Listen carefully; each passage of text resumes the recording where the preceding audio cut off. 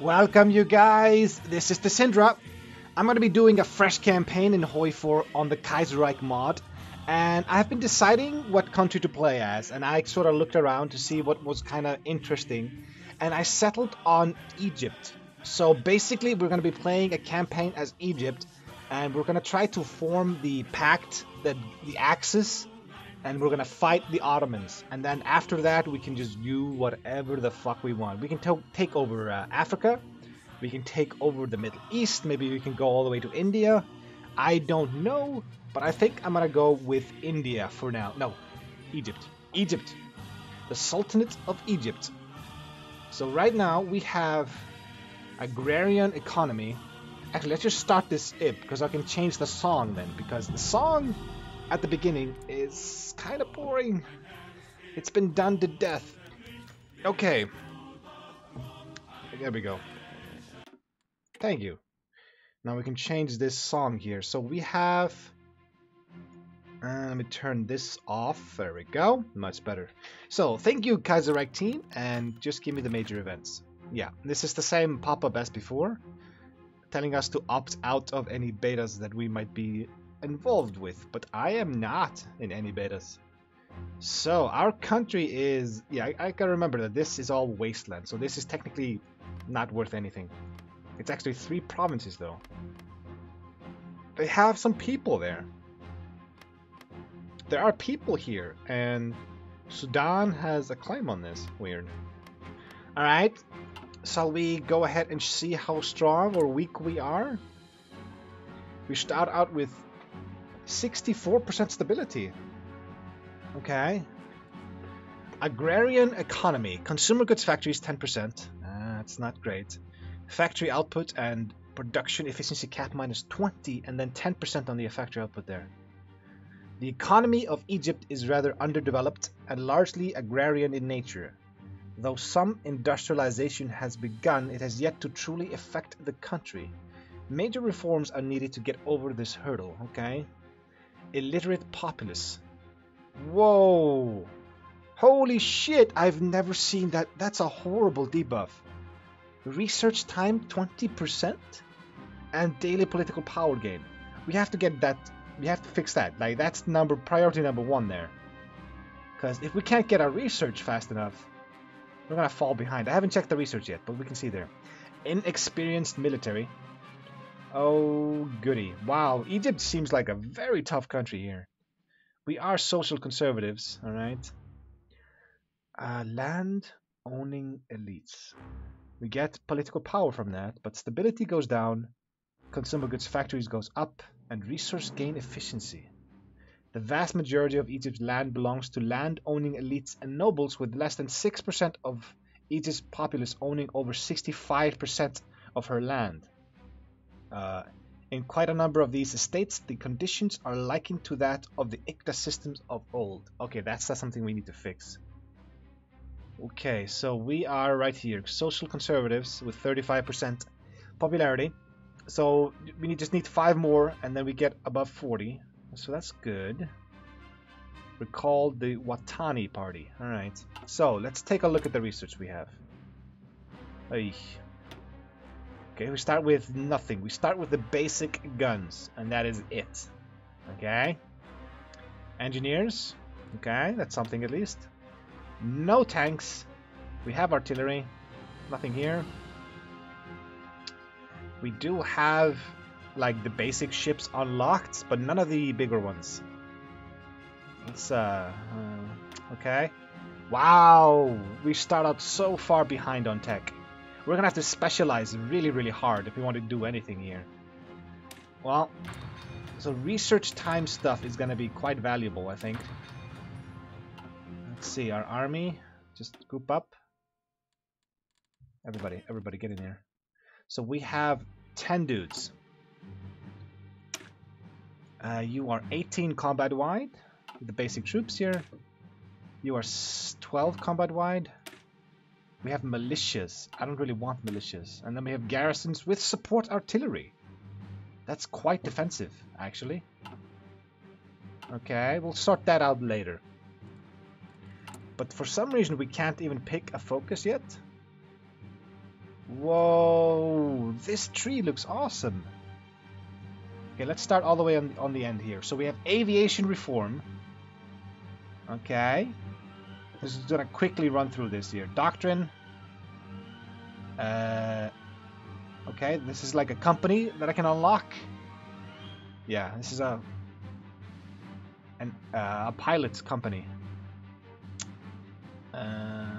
Strategic destruction or battlefield support doctrine. Okay, so that's... So we can't go for operational integrity. Okay. The rest of these paratroopers, boring. Anti-air guns. Naval reforms. Dockyards. Yeah. Trade interdiction or fleet in being. So we're not going for carriers. Well, that's kind of makes sense here. Queen of the Mediterranean. That's a cool name. Army reforms. We have Grand Battle Plan or Mobile Warfare. Yeah, I'm thinking Grand Battle Plan. Because I haven't checked my industry yet, but I don't think we can support mobile warfare. And this one I can take no matter what. Desert training. Heat attrition minus 30%. That is really, really good. Wow, 30%. Because heat attrition is really, really bad when you're fighting in the Middle East there. Okay. Support tech. Magi. Isn't that from like the Mummy? I remember that. I remember the Mummy movies. They had the Magi. Effect of partisans on us. We get political power cost and population factor. Okay, there we go. Remove national spirit, inexperienced military. Well, that's one way to get rid of that, I suppose. The Cairo Pact. We can't do this yet. Support Idris. Support Arab rebels. Destroy the Ottomans. There we go. Rivalry between Egypt and Ethiopia. Consolidate of new lands. Reclaiming the Suez. Okay, so this is going to be our main tree here towards conquering some stuff here. Side with the Arabs, side with Iran. Black Monday reforms. Oh, we have to get rid of this as well. Literacy program. But that doesn't fix it. Literacy program. Egypt's literacy rate is incredibly low, and for a modern nation and informed nation to emerge it... Wait, what? And for a modern nation and informed nation to emerge, it must be rapidly increased. A radical plan has been floated to seek the Sultan's support for the use of Coptic alongside or even above Arabic in order to revive the language and create a uniquely Egyptian identity. But it doesn't say that it removes the illiteracy thing. Maybe it happens here? Absolute monarchy, status quo monarchy, or constitutional monarchy. We will have to see how that goes. Hollywood on the Nile? What? That's 100 political power. Our burgeoning middle class has shown a great appetite for the cinema, and for the state it presents an untapped industry. Egypt is a sunny country with a striking landscape suitable for filming in, and as such, large tax breaks should bring film companies flocking to our shores. Really? That's interesting. Blue Nile Dam. We get a lot of factories here. Remove national spirit, developing economy. Wow, but not all of these are 70 days. This is all like 56 days here. It's still gonna take a while to chew through all of that. Oy. Alright, but we can't pick anything right now. I'm guessing we have to wait for Sultan Farouk has begun his reforms. Black Monday has hit Egypt. The Cairo conference is over, and May of 1937, Sultan has begun his reforms. Yeah, okay, so we have to wait for the reforms. Okay, now that's done with. Okay, we have... These two provinces go up to 8. They have 8 building slots, so that's nice. We got 2, 2, 4, 4, 4. So this area and this area is going to be the best option for us to develop. But the infrastructure here is garbage. And I learned last time that boosting up infrastructure does not affect anything in regards to resources. Nothing gets boosted by infrastructure. So I think I'll just go for civilian factories right now. Right off the bat. Let's just go with... Can we even get naval? Yeah, we can. Let's go with one over here for now. And... oh, wow, our industry is screwed here.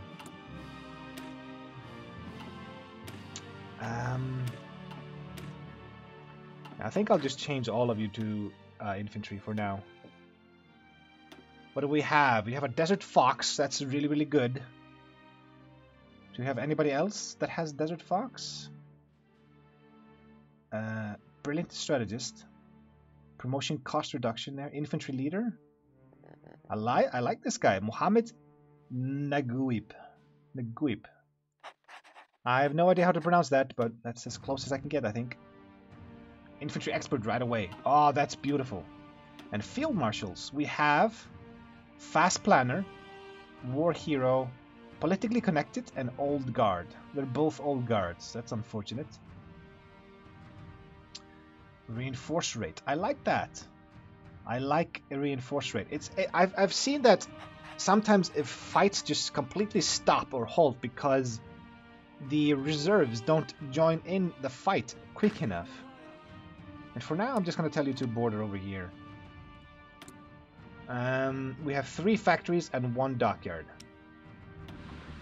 Nice, I suppose. We can't afford a fighter. We can't afford this. We can't afford this. We just do this and we import 1 steel. Let's see, our neighbors. The Germans. There we go. And let's unpause. We could technically start training some dudes, right? So I want to get up to 24 dudes as fast as I can. I guess we'll just do 7 dudes twice.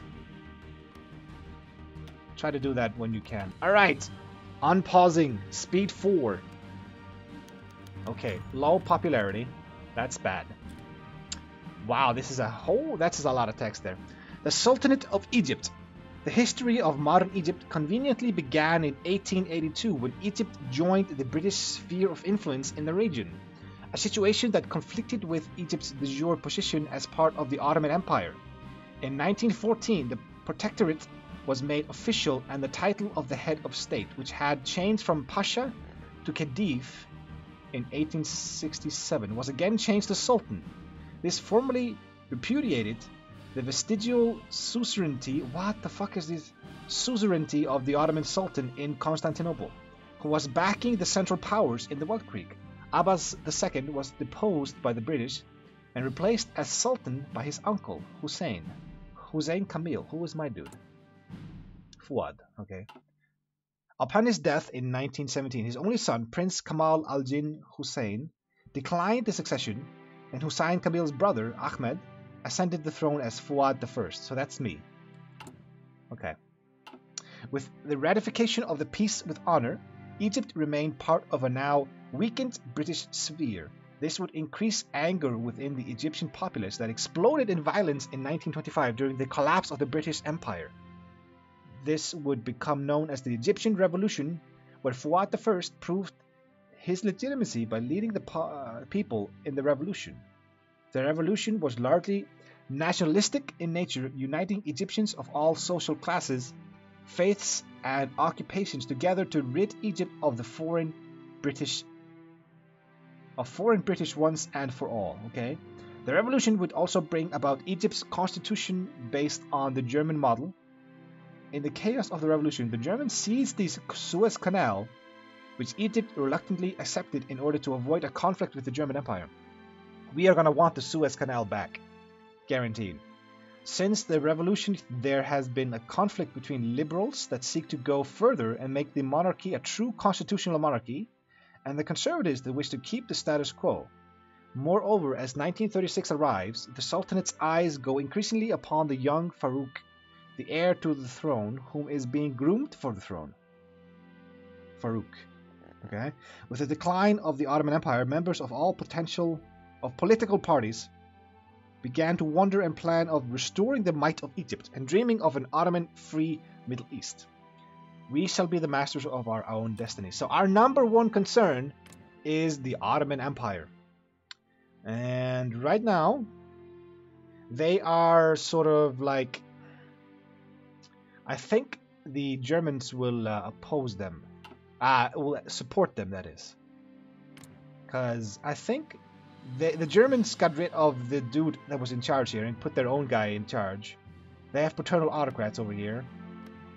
So maybe we should try to oppose the Germans. If we go against the Germans, we could either go with the Entente or we could go Syndicalist and join the Third Internationale.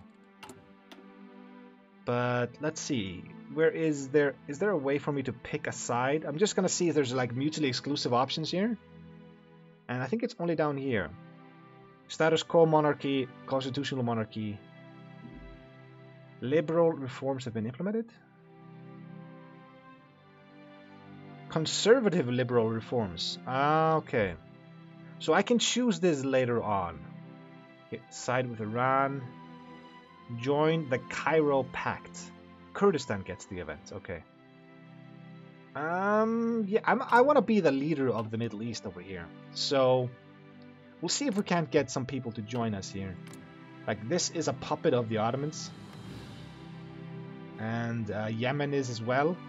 I would like them to join us, or maybe we can just conquer them. I think that would be quite nice as well. Also, Navy. This is our entire fleet. 16 ships. We got a heavy cruiser, a light cruiser, and destroyer. So we only have screening ships? What the fuck? Okay. We have a fleet of screening ships. Now, go with you. Just go on patrol over here. That's it. We have a fleet of screening ships. That's just horrible. And then we have 25 fighters. Well, just go on air superiority over here. Assassination of President Kerensky. So, the Russian dude is dead. He always dies. That's no surprise. But I can't really start any focuses right now. That's kind of boring. Low popularity is dropping that, and illiterate populace. But we're gonna get a lot of political power, I suppose. Really? Another huge wall of text here. Questions of Egyptian identity. When the Egyptian Revolution of 1925 happened, questions started to emerge, asking what does it mean to be Egyptian? When was Egypt great? When was Egypt great for what it was the first time in centuries that we are free and independent, and now we are able to properly ask these questions? Thus, two concepts of what it means to be Egyptian have formed looking back on the past with Romanticism, though at radically different periods of Egyptian history. The first camp is known as the Pharaonism.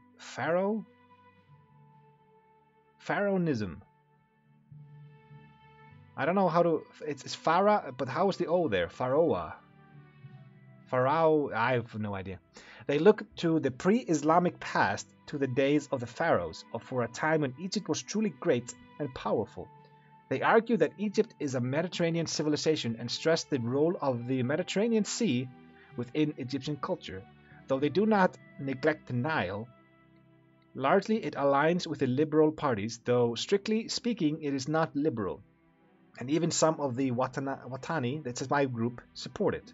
It is by far the most influential form of identity of Egypt of 1936. Pharaohism. Let's see, do I have that here? Egyptian Marxist, Socialist. Is there anything here with Pharaohism? No. Not that I can see. Okay. The second cultural movement is the Islamic movement that arose as a counter to the more mainstream Pharaohism. They answer the question as to when was Egypt great by looking to the Fatimid Caliphate and the Ayyubid dynasty. instead of the pharaohs, whom they decry as pagan and absolute tyrants. They look back to the time when Egypt was the center of the Islamic world, when a multi-ethnic and tolerant Egypt was the dominant Islamic power. This cultural movement is more a conservative counter to the more mainstream pharaonism and is largely tied to the conservative movements, particularly the Ithibad party. This one, authoritarian Democrats. So the other one is these guys here, market liberals. Well, this is pharaonism. I don't see the name of the party there. Okay.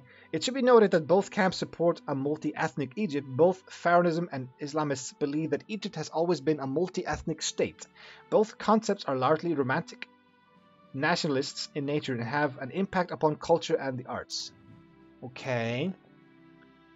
You have 0%, 0, 0, 3%, 12%, 25, 15, and then 10. So I'm thinking the other parties is, this is the Ittihad party. Then we have the dynasty one. In Birmingham. Okay. This is about totalism, okay? I'm trying to sort out my own nation right now. So we're stockpiling a lot of political power right now because we cannot spend it. Which I suppose is good. Maybe we can get out of toaster economy. Like very quickly. Like if we can go all the way up to partial mobilization right off the bat, that's gonna be so good. That's like priority number 1 for me. So essentially, there are two movements within our country. There, the people that want us to go to before Egypt was Islamist and all the way back to the pharaohs, which is like going back in time when a nation was great, is never a good idea. It's always such a weird concept to me about the old being the good thing. Why is the old always so good? I don't get it. We're supposed to evolve and change ideas and, evolve, adapt. Change. Why do people always want to go back? I never understand that. Black Monday. There we go. Oh, there we go. Afghanistan declared their war. That's fine. Gridlock in France. That's fine. Ash Shams founded. Today, the Jewish journalist Saad Malki has founded the newspaper Ash Shams to support the ideas of Egyptian nationalism. In particular, the newspaper has attracted attention for its calls for Egypt to take control of Jerusalem and the Jewish Holy Land, which belongs to them. It's over here. Kudus. I think this is Jerusalem, right? I remember it's on the left side of this river over here. So I'm guessing it's this area over here. Black Monday hits Egypt. Today, Black Monday has hit Egypt, ruining the economy. The agricultural sector, particularly the cotton sector, was hit rather hard. The people are begging their representatives within the royal diet, as well as the Sultan, to do anything they can to resolve the crisis. Okay, so what do we get? We get production efficiency capped, which is already reduced for us by 10. Factory output 20. Construction speed minus 20. Stability and war support minus 10. Okay, now we can do this. We can do one of these. Political power 10 and resource bonus for industry. Well, it's the only one we can go for. So, we have finally started our focuses. So I'm thinking this is going to be quite hard to dig our way out of this, but we have to get strong enough to oppose the Ottomans. And right now, no, I didn't want to click that. I want to click this. This is not a huge handicap for the Ottomans compared to ours. This one is quite bad for them. Consumer goods factories, 30%. They do not have the industry to build up anything. And if Austria or the German Empire go to war, they can have this reduced. I remember that. There is an event about, where is it? The OPDA negotiations. They can do this. They can do these things once Germany or Austria-Red War to drop this debuff there. And if they can do that, they can get their industry rolling, which is going to be quite bad for us. Ideally, we want to attack the Ottomans before that debuff is gone. And to do that, we need to hope that Germany does not start World War II in like June of this year, which can happen, which is really, really bad. Let's go to speed 5, shall we? See what we can do here. Okay, that's the Pope died there. Jabal, Shammar, and Nash are now fighting. They're gonna become Saudi Arabia, I reckon, one of them. Last time around, Nash won, for me. I think it's just random. I think it's because Nash is more defensible. What is this? I think this is about, yeah, it's about Romania. Yeah. Romania decided to do his military maneuvers. Yeah, maneuvers in the Carpathians. I need to get used to these events. I can just cancel them outright, because I know what they are. Whoa, you're gonna get pocketed immediately? The Pope has picked a new dude. The first International Congress has started. You went again with the same dude, the Pius XII. This is the 3rd time in a row that I've seen that guy pop up. Okay. Base stability, 3%. Oh, it's both the same. Cotton subsidies is civilian factory. That's good. Civilian factory. Political power. I want the civilian factory. So let's do this one and then this one. And then we can do this one and this one. Alright. Let's get our civilian factories ASAP. And I like that these are only 35 days. Are all of them that? 35, 35, 35. Oh yeah, this is going to be quite quick. I thought it would take forever to go through all of this. So Sultan Farouk has begun his reforms. I think that's here. The reforms are... Here we go. Farouk's reforms. So once we do this one, we can actually start doing the other ones, if we want to. What is this? Legislate freedoms. Perhaps the easiest way to improve our country's stability is to give the people what they want. Want they want. That's a typo there. It will involve some uncomfortable compromises, but ideally these are measures that are only temporary and designed to placate them until order can properly be restored. So this is like the same as sending the army. It boosts up stability at the cost of... No, it doesn't. This is daily political power and consumer goods factories. Interesting. We don't need that. I actually want this right now. Nice. We are out of civilian economy. Right off the bat. Oh man, I love that. I love that. The death of Sultan Fall. I'm dead? Oh, god damn it. Today, tragic news hit the Sultanate. Sultan Fuad is now dead. The people are in mourning. Now, though, the throne goes to the young 16-year-old Farouk, who will inherit the throne. While he has been trained for the throne, few know how he will govern. Stability goes down. So Farouk is 16 years old. You have a mustache at 16. How many of you that are 16 years old were sporting a mustache like this? How many? Raise your hands. I think nobody. I think they need to fix that picture. This guy is not 16. We'll do this one. Get the research time up. Nobody has a mustache at 16. That is a really weird childhood, man. So Answan gets a building slot. Where is this getting built, though? Increase in stability, thank you. This one here, it's getting built in this province. Okay. Extreme hot. Heat attrition is 20%. I don't remember where it is, but where is the... Heat attrition minus 30.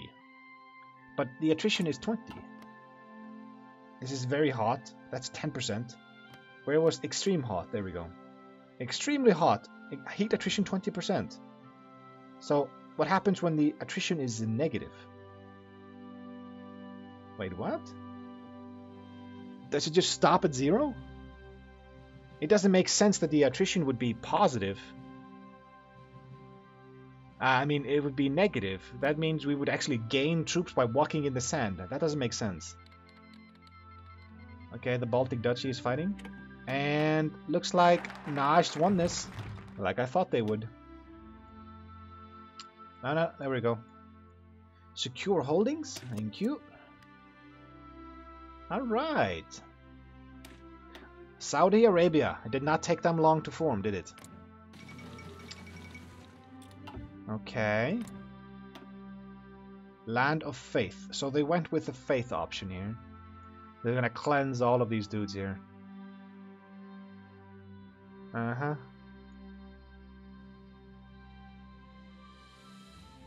Saudi Caliphate. Estonia was annexed. Okay, so the Baltic Duchy might actually win that up there.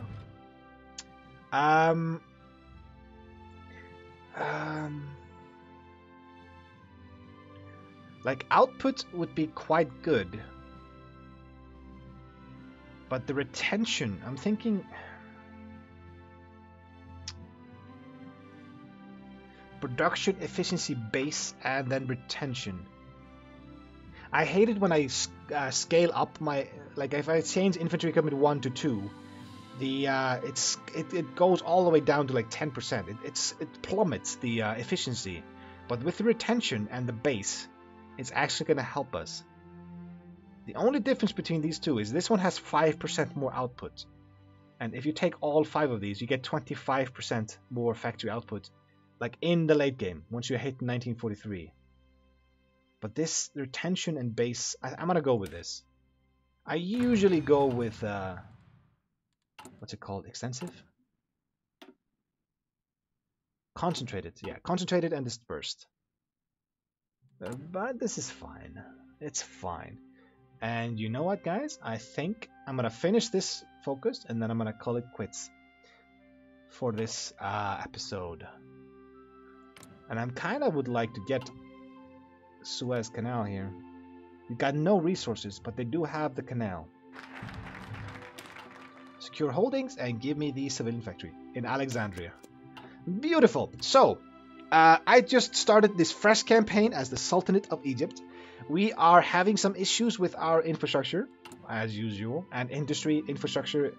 Everything is going horribly wrong there. We do have positive political power right off the start, which is a huge change compared to the Deutsche Middle Africa thing, because that was just rough. We spent like the first 3 years as Deutsche Middle Africa in negative political power, which is just horrible.